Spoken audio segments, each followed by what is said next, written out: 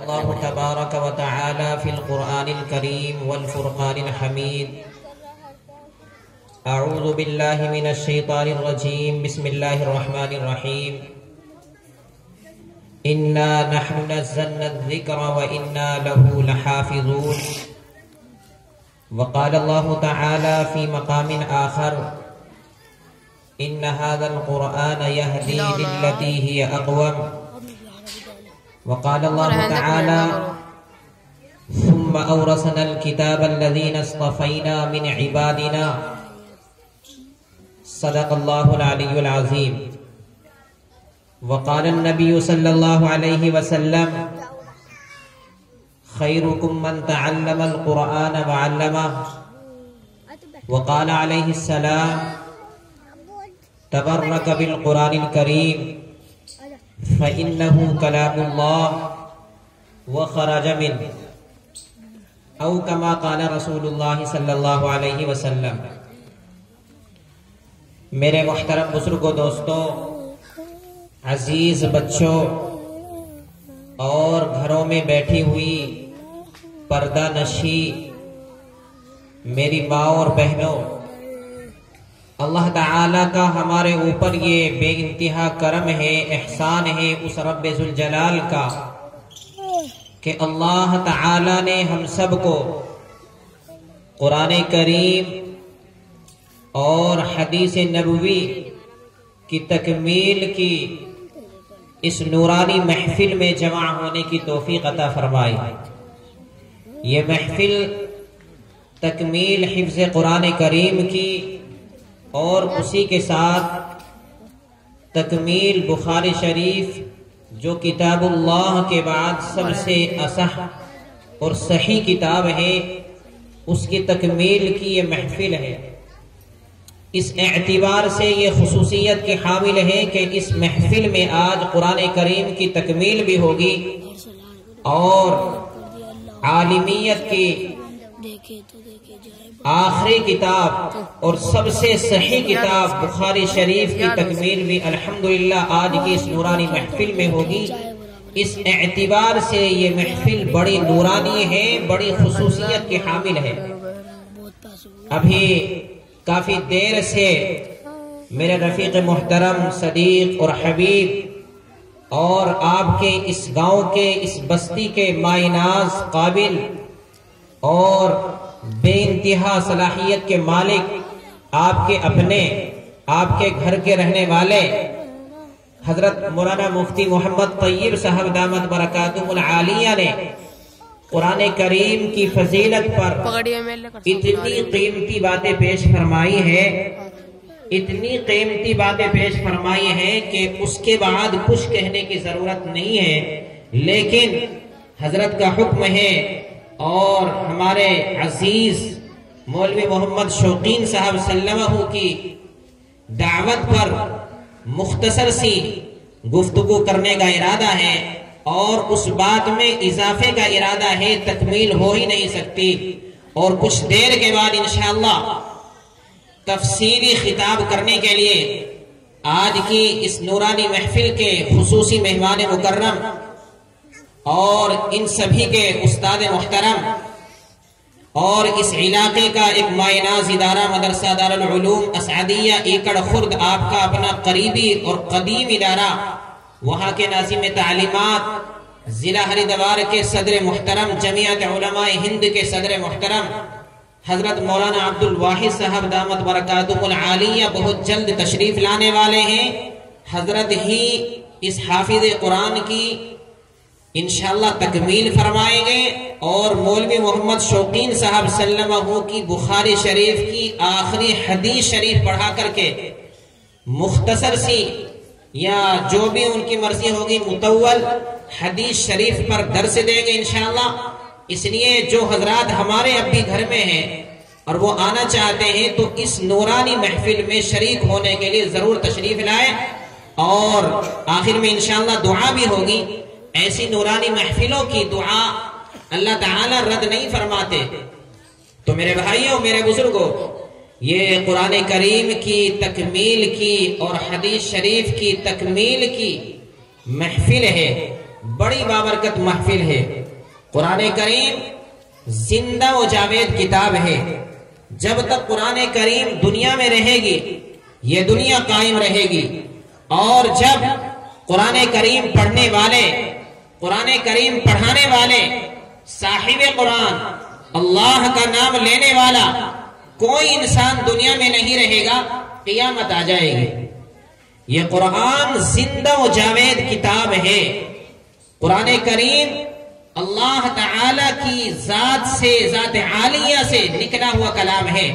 میں نے ایک حدیث شریف پڑھی ہے، حدیث شریف میں ہے تبرک بالقرآن فإنہ کلام اللہ، قرآن کریم سے برکت حاصل کرو، یہ اللہ تعالی کا کلام ہے، اور وخرج من، اور اللہ تعالی کی ذات عالیہ سے نکلا ہوا کلام ہے براہ راست۔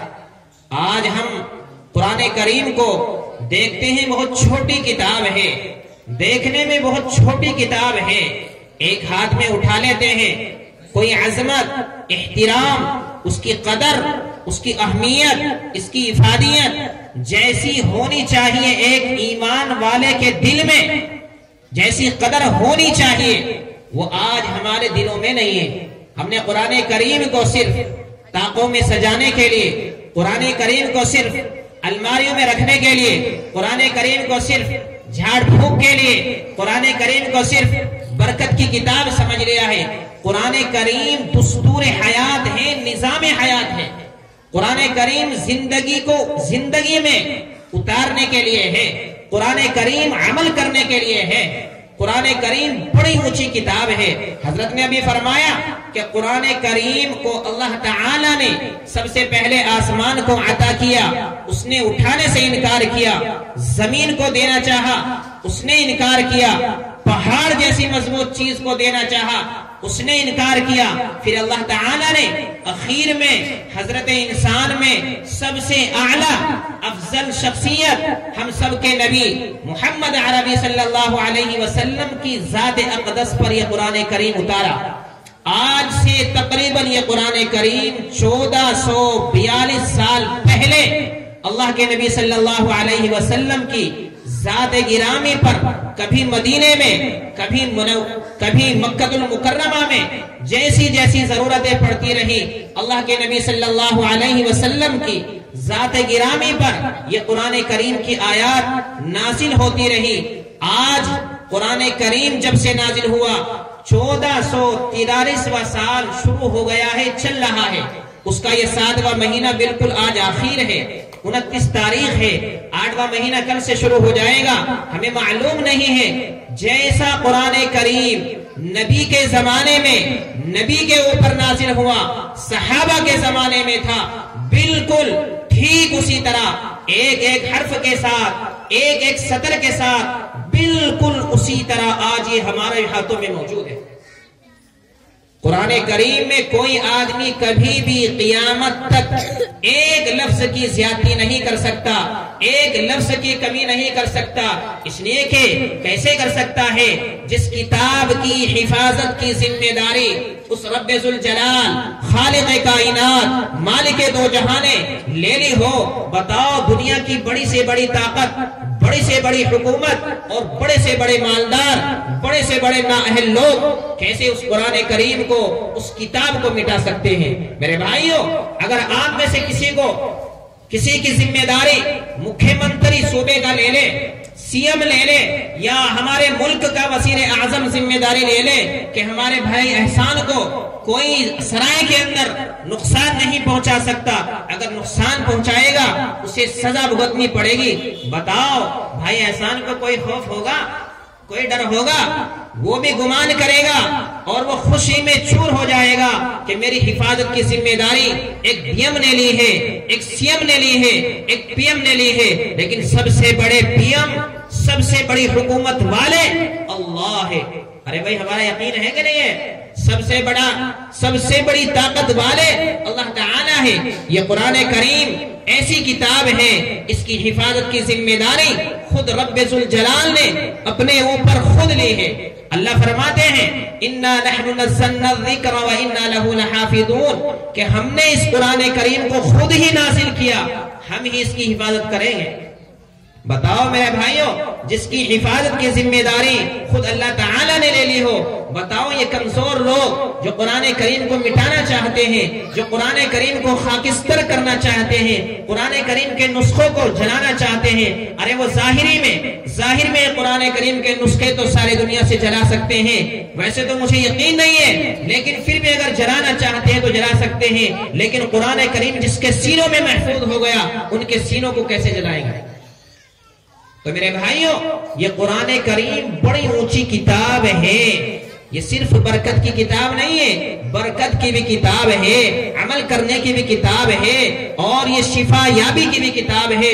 قرآن کریم میں اللہ نے خود فرمایا، قرآن کریم میں اللہ تعالیٰ نے خود فرمایا، اور آپ نے دیکھا ہوگا کہ اگر قرآن کریم کی آیات کسی مریض پر پڑھ کر دم کیا جائے، اللہ تعالیٰ قرآن کریم کی برکت سے اس بیمار کو بھی شفا عطا فرما دیتے ہیں۔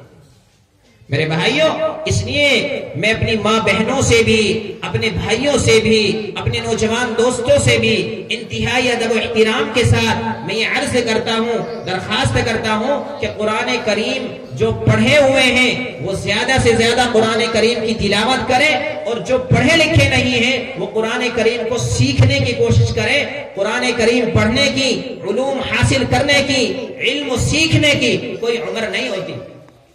اگر میں رات ایک حدیث شریف میں پڑھ رہا تھا کہ قرآن کریم پڑھتا پڑھتا اگر کوئی مر جائے گا، علوم قرآنیہ پڑھتا پڑھتا یا قرآن کریم پڑھتا ہوا کوئی مر جائے گا، اللہ کے یہاں وہ شہید میں لکھا جائے گا۔ اس لیے میرے بھائیوں، یہ کتاب بڑی اونچی کتاب ہے۔ اگر آپ قرآن کریم کی طرف دیکھیں گا تو بھی ثواب، قرآن کریم کو چھوئیں گے تو بھی ثواب، قرآن کریم کو اٹھائیں گے تب بھی ثواب، قرآن کریم کو سنیں گے تب بھی ثواب، قرآن کریم کو اگر پڑھیں گے پھر تو ثواب ملے گا۔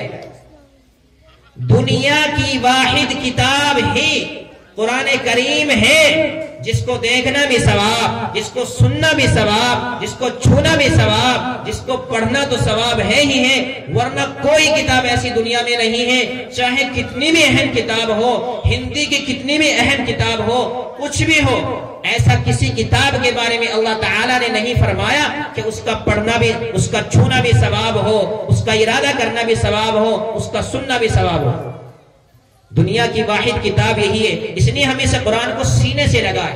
اللہ تعالیٰ نے قرآن کریم میں، خود قرآن کریم میں ہی اس کی آسانی کا وعدہ فرمایا ہے سیکھنے والوں کے لیے۔ اللہ فرماتے ہیں وَلَقَدْ يَسَّرْنَا الْقُرْآنَ لِلذِّكْرِ، تحقیق کہ ہم قرآن کریم کو یاد کرنے والوں کے لیے آسان بنا دیتے ہیں۔ ذکر کا ایک ترجمہ لوگوں نے یاد کرنے سے بھی کیا ہے، ایک ترجمہ ذکر کا نصیحت سے بھی کیا گیا ہے۔ تحقیق کہ ہم قرآن کریم آسان کر دیتے ہیں نصیحت سیکھنے والوں کے لیے۔ تو میرے بھائیوں، یہ قرآن کریم بہت اونچی کتاب ہے۔ اللہ تعالیٰ مجھے بھی، آپ حضرات کو بھی اس سے سچا تعلق، سچی محبت نصیب فرمائے۔ کتابوں کے اندر لکھا ہے کہ قرآن کریم آخرت کی سب سے پہلی منزل کو آسان کرنے والی کتاب ہے، اور جس کے بارے میں آتا ہے کہ اگر پہلی منزل آخرت کی کسی شخص کی آسان ہو گئی، بقیہ آخرت کی ساری منزلیں اس کے لیے آسان ہو جائے گی۔ اگر وہ مشکل ہو گئی تو ساری آخرت کی منزلیں مشکل ہو جائے گی۔ سب سے پہلی منزل بھائی آخرت کی کیا ہے؟ مرنے کے بعد سب سے پہلی منزل قبر کی منزل ہے۔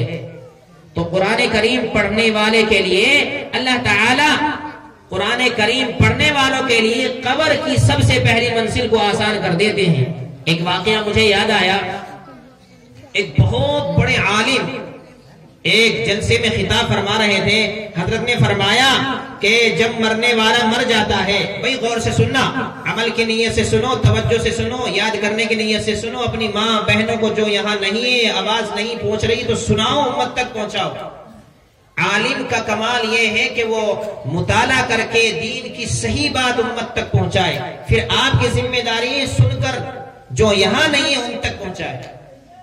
تو حدیث شریف میں آتا ہے کہ جب مرنے والا مر جاتا ہے، قبر میں دفنا دیا جاتا ہے، دفنانے والے ابھی گھر تک بھی واپس نہیں جو جاتے، پہنچتے اتنے میں ہی فرشتے حساب و کتاب کے لیے آ جاتے ہیں۔ کتابوں کے اندر لکھا ہے، حدیث شریف میں آتا ہے کہ واپس ہونے والوں کی جوتے اور چپل کی آواز مرنے والے کو پہنچتی ہے، اور اتنی ہی دیر میں فرشتے آ جاتے ہیں، سچی دنیا شروع ہو گئی۔ ہم سرائے میں زندگی گزار رہے ہیں، اگر کوئی بھی بات بتائی جائے تو لوگ یہ کہیں گے پتہ نہیں مولوی صاحب سچی بتا رہے ہیں یا جھوٹی، لیکن مرنے کے بعد میرے بھائی سچی دنیا شروع ہو جائے گی، یقین کرو۔ اللہ مجھے بھی یقین نصیب فرمائے، آپ کو بھی بھائی۔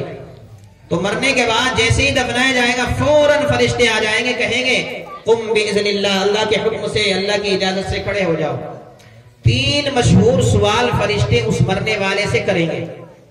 سب سے پہلا سوال، من ربک، بتاؤ تیرے رب کون ہے۔ اگر مرنے والے نے دنیا میں رہ کر محنت کی ہوگی اپنے ایمان پر، مرنے والا جواب دے گا۔ اس نے اپنے ایمان کو بچانے کی فکر کی ہوگی، ایمان کو بچا کر دنیا سے اور سرائے سے رخصت ہوا ہوگا تو جواب دے گا، عربی میں جواب دے گا، ربی اللہ، میرا رب تو اللہ ہے۔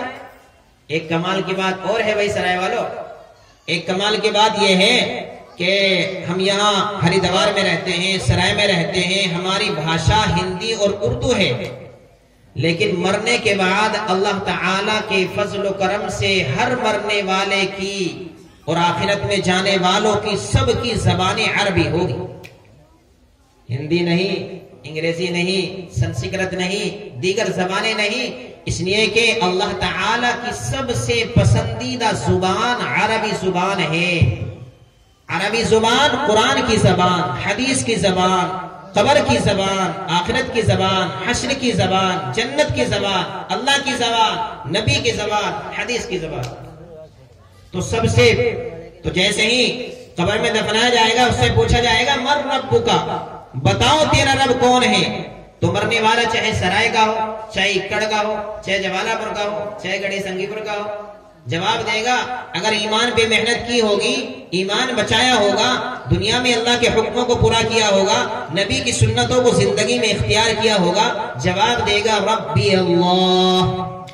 ترجمہ اس کا یہ ہے میرا رب تو اللہ ہے۔ دوسرا سوال ہوگا ما دینک، بتاؤ تیرا دین کیا ہے۔ تو جواب دے گا مرنے والا دینی الاسلام، میرا دین تو اسلام ہے۔ بھائی ہمارا دین کیا ہے بولو؟ ماشاءاللہ جاگ رہے بھائی آپ لوگ، ہمارا دین اسلام ہے۔ آج اسلام کی اہمیت ہمارے دلوں میں نہیں ہے۔ قرآن کریم میں اللہ تعالیٰ نے فرمایا ان الدین عند اللہ الاسلام، دنیا میں مذہب بہت ہے، سب سے پیارا بہتر مذہب اللہ کے نزدیک اسلام ہے۔ اللہ نے قرآن کریم میں دوسری جگہ فرمایا وَمَن يَبْتَغِ غَيْرَ الْإِسْلَامِ دِينًا فَلَن يُقْبَلَ مِنْهُ وَهُوَ فِي الْآخِرَةِ مِنَ الْخَاسِرِينَ، کہ جو آدمی بھی اسلام کے علاوہ آخرت میں کوئی مذہب یا کوئی دین لے کر جائے گا اللہ تعالیٰ کے دربار میں، اللہ تعالیٰ اس کے دین کو قبول نہیں فرمائیں گے۔ وَهُوَ فِي الْآخِرَةِ مِنَ الْخَاسِرِينَ، اور وہ آخرت میں نقصان اٹھانے والوں میں سے ہوگا۔ اس لیے بتاؤ اللہ کا شکریہ ادا کرو گے، ہم سب اسلام والے ہیں بھائی، بہت بڑی بات ہے نا ماشاءاللہ۔ تو دوسرا سوال ہوگا ما دینو کا، میرے طرف دیکھے بھائی، ما دینو کا، بتاؤ تمہارا دین کیا ہے۔ جواب دے گا مرنے والا، سرائے کا بھی رہنے والا، کہ دینی الاسلام، میرا دین تو اسلام ہے۔ پھر تیسرا سوال ہوگا بھائی من نبیو کا، بتاؤ تمہارے نبی کون ہے۔ جواب دے گا نبی محمد صلی اللہ علیہ وسلم۔ درود پڑھ لو بھائی، ایک مرتبہ درود پڑھنے سے نقد 40 رحمتیں پڑھنے والے پر اترتی، 40 نقد، اور جو ادھارے آخرت کے وہ رہے گی۔ نقد ہے یہ صرف صلی اللہ علیہ وسلم، صلی اللہ علیہ وسلم، چلتے پھرتے اٹھتے بیٹھتے جاگتے سوتے ہم صلی اللہ علیہ وسلم نبی پہ درود پڑھو گے۔ اللہ تعالیٰ قرآن کریم میں فرماتے ان اللہ و ملائکتہ یصلون علی النبی، اللہ بھی اور اس کے فرشتے بھی نبی پر درود پڑھتے ہیں۔ یا ایھا الذین آمنوا صلوا علیہ وسلموا تسلیما، اے ایمان والو تم بھی درود پڑھا کرو۔ اللہ تعالیٰ ایمان والوں سے کہہ رہے کہ تم بھی پڑھا کرو۔ تو بھائی تیسرا سوال ہوگا من نبیک، بتاؤ تمہارے نبی کون ہے۔ بھائی مرنے والے بتا، اگر ایمان پہ محنت کی ہوگی، نبی کو جانا ہوگا. ہمارے بہت سارے مسلمان بھائی کو یہ بھی یاد نہیں نبی کے کتنے نام تھے. نبی کے 2 نام تھے، میری بہنیں بھی یاد کریں، آپ بھی. ایک محمد، دوسرے احمد. لیکن محمد نام سب سے زیادہ پیارا اور پسند ہے. محمد کا ترجمہ ہے وہ ذات جس کی بار بار تعریف کی جائے. تو ہمارے نبی کے 2 نام ہیں محمد. ہمارے نبی کے اماں کا نام آمنہ ہے، بیٹی کا